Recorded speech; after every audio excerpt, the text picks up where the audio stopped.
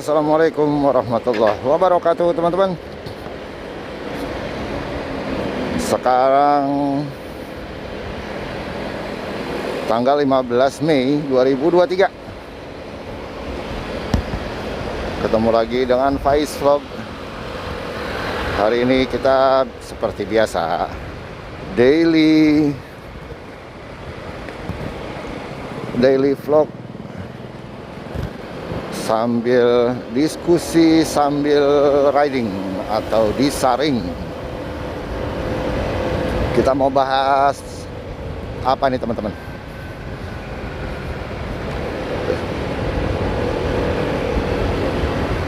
Saya sih pengen ngebahas mengenai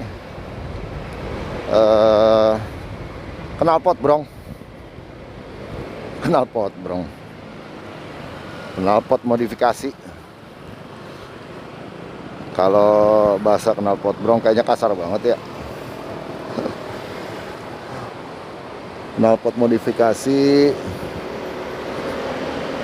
yaitu knalpot yang dimodifikasi jadi suaranya jadi kencang, jadi keras.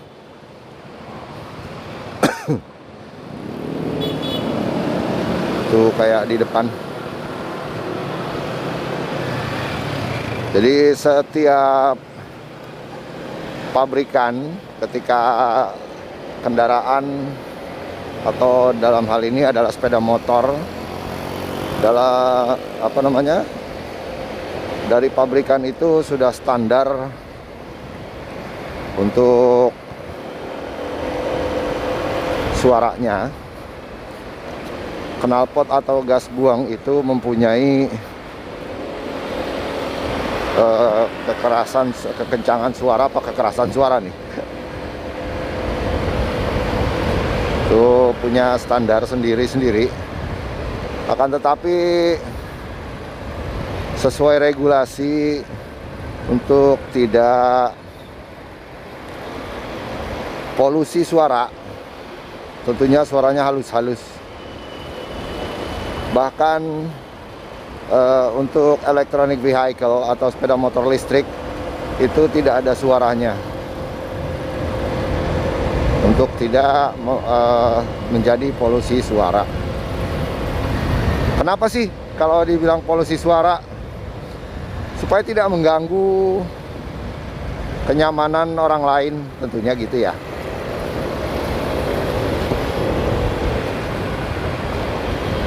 Oleh karena itu, itulah yang saya ingin bahas hari ini.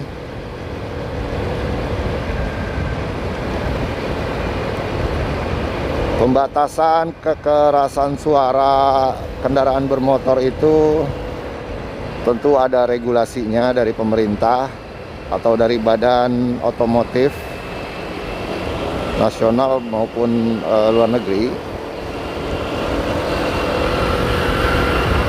Untuk kendaraan mass pro ya, untuk produksi massal. Oh ya teman-teman, ini kita lewat jalan Rasuna Said.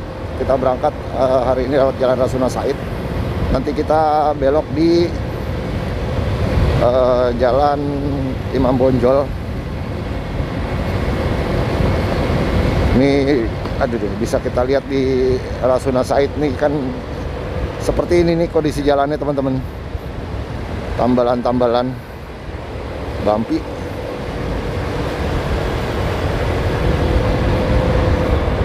Kalau buat saya kurang nyaman sih. Ini jalan protokol masalahnya. Ini banyak gedung-gedung penting, banyak kedutaan besar. Nah, kembali lagi masalah knalpot, teman-teman. Dengan regulasi tadi, memikirkan tentunya kenyamanan orang lain, maka tidak pabrikan mengeluarkan sepeda motor atau mobil dengan kekuatan suara yang dibatasi. Semakin tidak bersuara itu semakin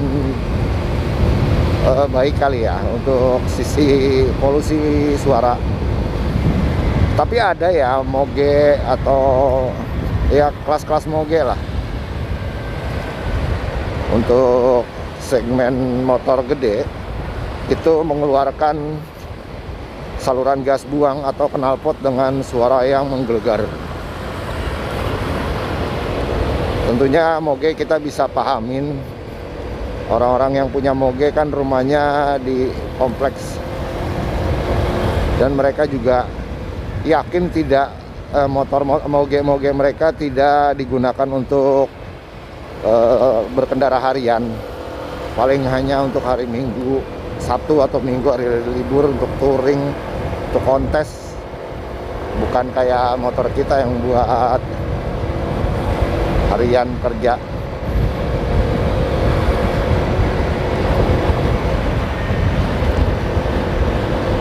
Ya, walaupun mungkin mereka juga tidak disukai sama tetangganya ketika kendaraan dengan suara berisiknya keluar atau dinyalakan.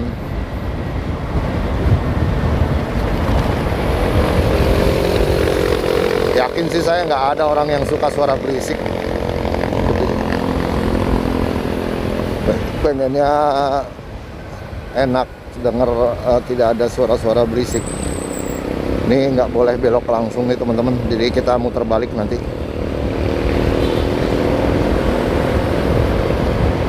Nah, yang jadi pertanyaan saya adalah, untuk apa motor-motor kecil atau motor-motor harian itu menggunakan knalpot berisik itu kayak di depan?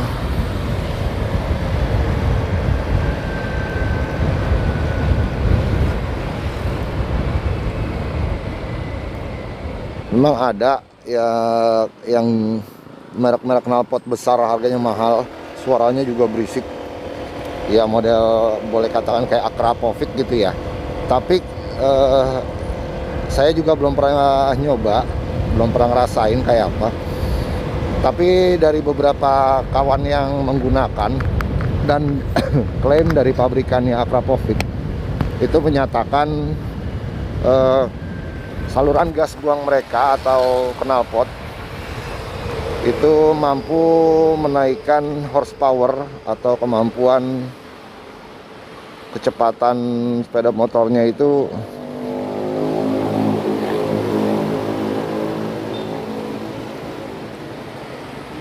bisa naik sebanyak 5%. Saya juga belum bisa buktiin ya, itu baru klaim dari pabrikan dan beberapa teman-teman yang menggunakan.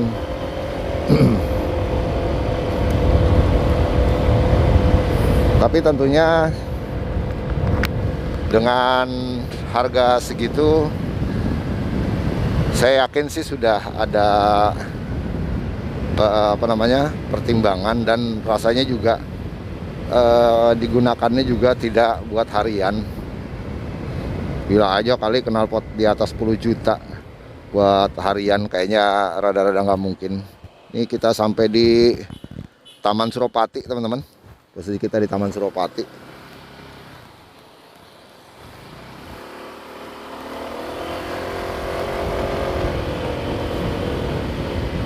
Cakep ya, Taman Suropati, tempat olahraga.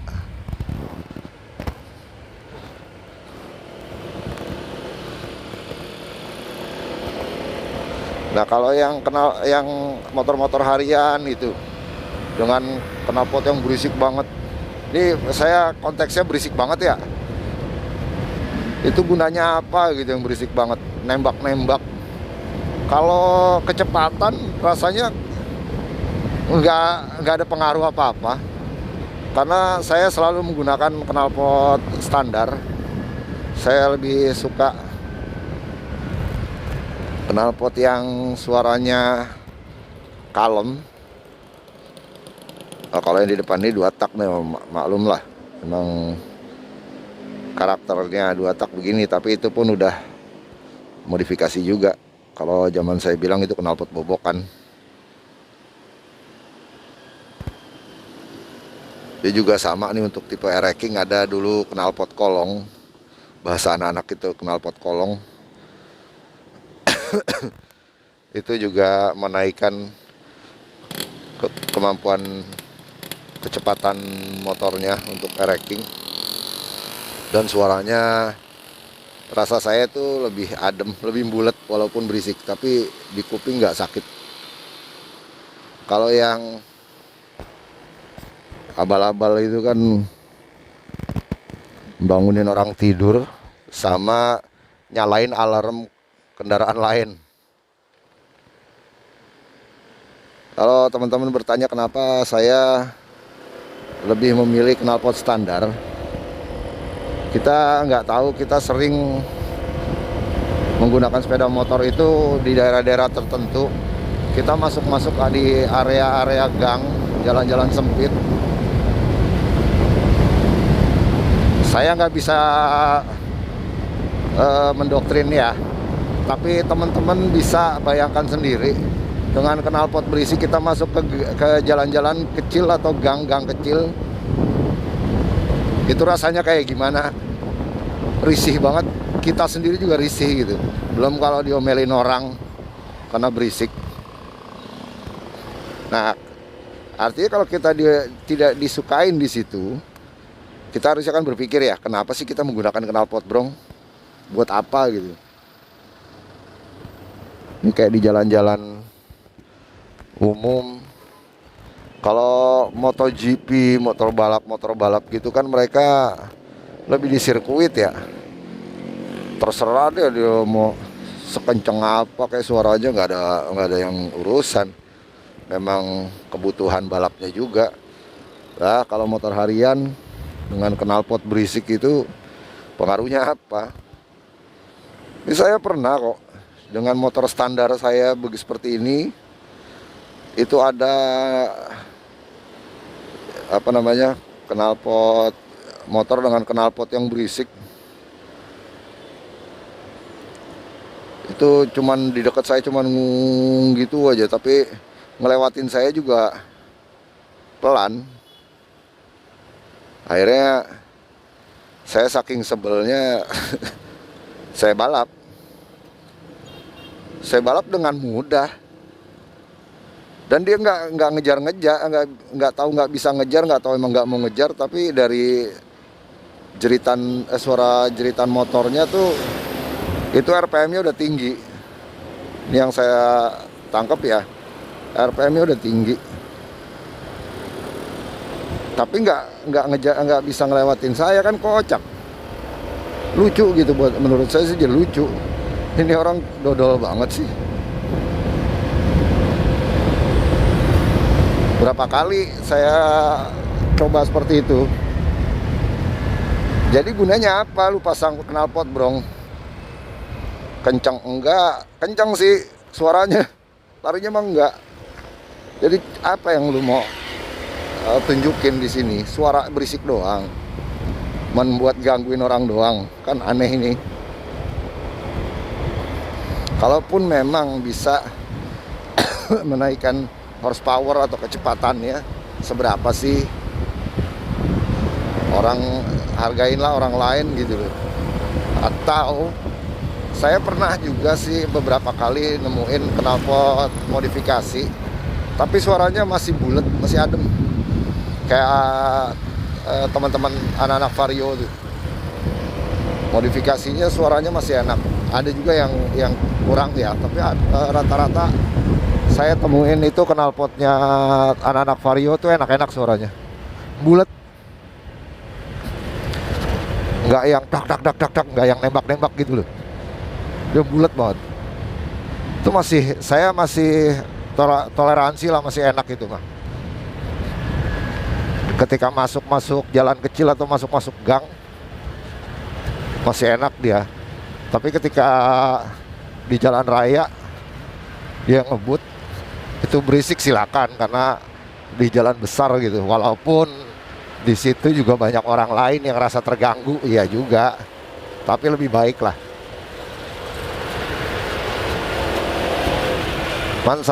Rasa saya, ini opini saya pribadi, untuk apa sih ganti-ganti knalpot berisik kayak gitu? Gunanya tuh apa gitu? Coba dipertanyakan masing-masing deh. Dan tolong kalau yang Ya mohon maaf nih, saya isinya jadi kayak ujaran kebencian nih. Enggak gitu. Cuma saya mau diskusi aja tujuannya apa sih sebenarnya gitu. Jadi kalau yang ngerasa tahu gitu ya, alasan-alasan mengganti knalpot brong, tolong ditulis di kolom komentar. Ini posisi saya ada di Jalan Pramuka.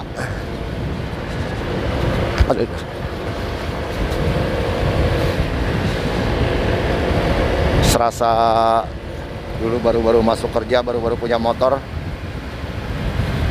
saya selalu lewat jalan sini nih. Karena bypass dulu jalanannya kan masih hancur banget. Ogah saya lewat sana tuh. Kalau ini saya sengaja lewat sini untuk ngasih tahu teman-teman aja jalur untuk ke area daerah Kelapa Gading, bisa dari Jakarta Selatan atau dari Jalan Tendean. Ini bisa banyak jalur supaya nggak jenuh, nggak bosan ngeliatin jalur itu aja. Ya seperti itu teman-teman, fenomena knalpot brong. Makanya sampai ada peraturan dengan knalpot brong itu ditilang. Kalau memang ada yang bilang ketinggalan zaman, norak dan sebagainya, itu peraturan ada coy. Itu pasti ada pertimbangannya. Ketidaksukaan sebagian besar masyarakat akan bunyi berisik dari knalpot Anda yang Anda modifikasi.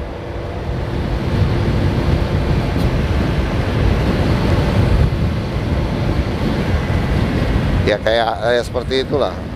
Yakin saya kadang-kadang kalau polisi juga kocak juga ya, menghukum ketika nemu pengendara dengan motor yang knalpot yang dimodifikasi. Itu saking sebelnya kali ya, disuruh dengerin sendiri itu suara knalpotnya dan digas-gas kencang. Dia sendiri nggak kuat gitu.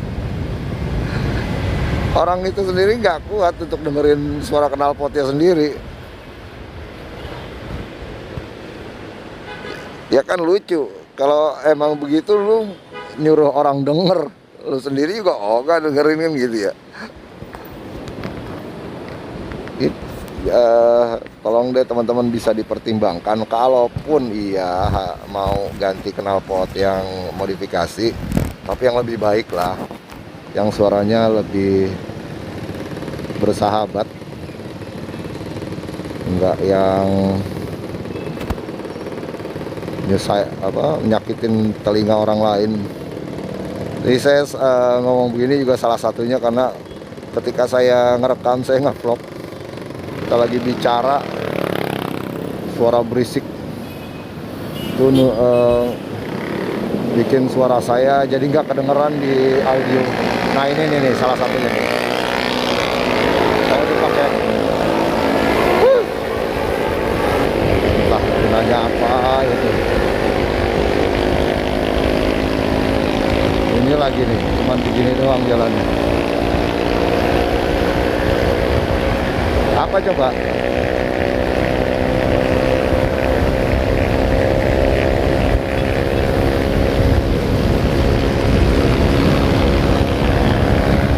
Udah ngepol juga tugas, nggak gimana.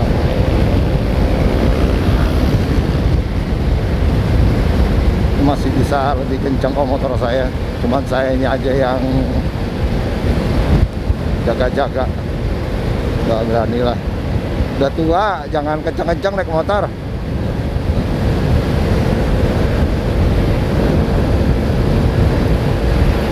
Ya, seperti itu teman-teman, apa sih gunanya gitu loh. Kayak itu di jalan raya kita masih bisa maklumin, pokok di jalan gang banyak anak-anak kecil, banyak bayi mungkin yang lagi tidur, atau orang tua yang lagi kurang sehat. Kita bisa disambit itu.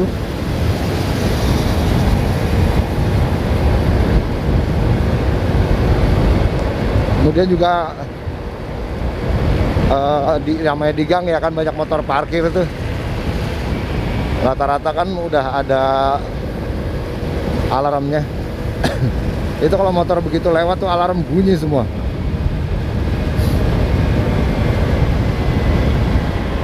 Apa sih gitu ya, silakanlah kita boleh beropini lah ya. Cuma apabila ada yang keberatan atau yang punya alasan sendiri, tolong tulis di kolom komentar supaya kita sama-sama belajar, teman-teman. Saya berbicara seperti ini, punya opini seperti ini karena saya nggak tahu apa yang teman-teman pengguna knalpot Bronc rasakan.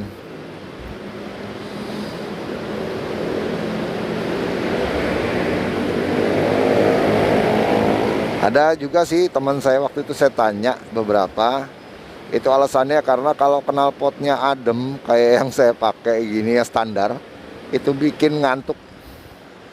Jadi dengan knalpot yang berisik itu bisa mengurangi ngantuk. Make sense atau enggak ya teman-teman bisa nilai sendiri. Kalau buat saya cukup make sense sih. Tapi bikin orang lain yang lagi tidur jadi bangun. Jangan egois juga gitu maksud saya. Ya kita lebih beretika saat berkendara dimanapun kita, mau di jalan protokol, jalan besar atau jalan kecil. Orang lain punya hak untuk bisa nyaman tanpa ada berisik-berisik.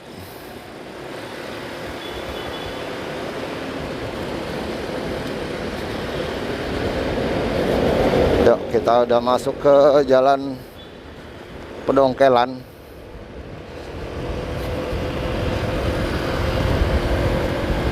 Pedongkelan. Apaan arti Pedongkelan ya?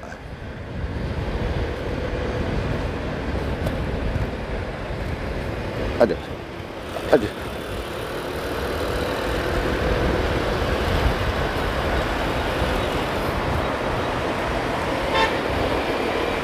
Ih.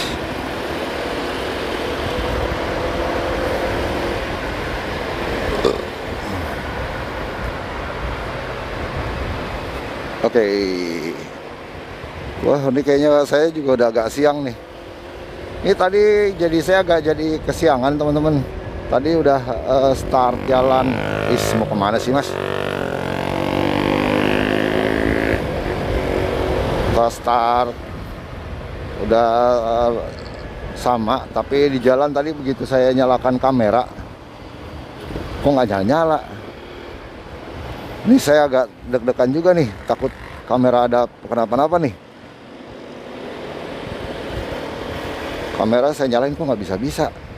Saya cabut dulu baterainya, saya pasang lagi, alhamdulillah bisa. Kalau teman-teman ada yang tahu ini kenapa sih ya kalau kayak gini.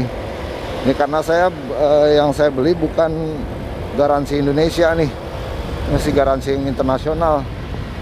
Ini garansi Indonesia tuh mahal.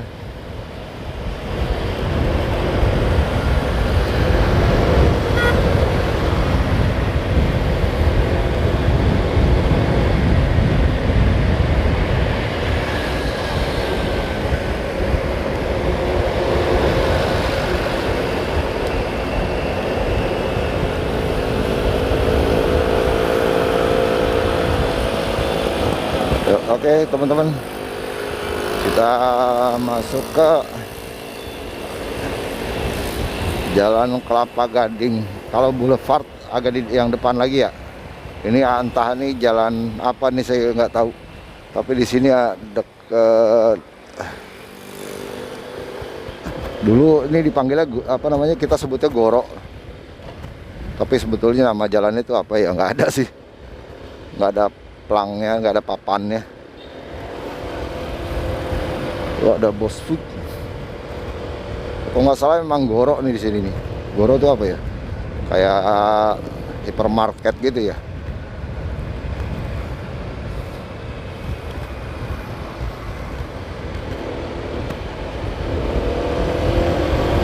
Kita lihat di depan tuh apa sih tulisannya, lupa saya juga. Ini ada hotel di Kensington Royal Suites. Oh, Bulog. Ya, kawasan pergudangan Perum Bulog. Badan urusan logistik. Kayaknya gudang beras kali di situ ya. Atau apa nggak tahu. Oke, teman-teman. Demikian diskusi kita atau obrolan receh kita hari ini. Mohon bisa ditanggapi di kolom komentar agar kita bisa menambah pengetahuan, sama-sama menambah pengetahuan.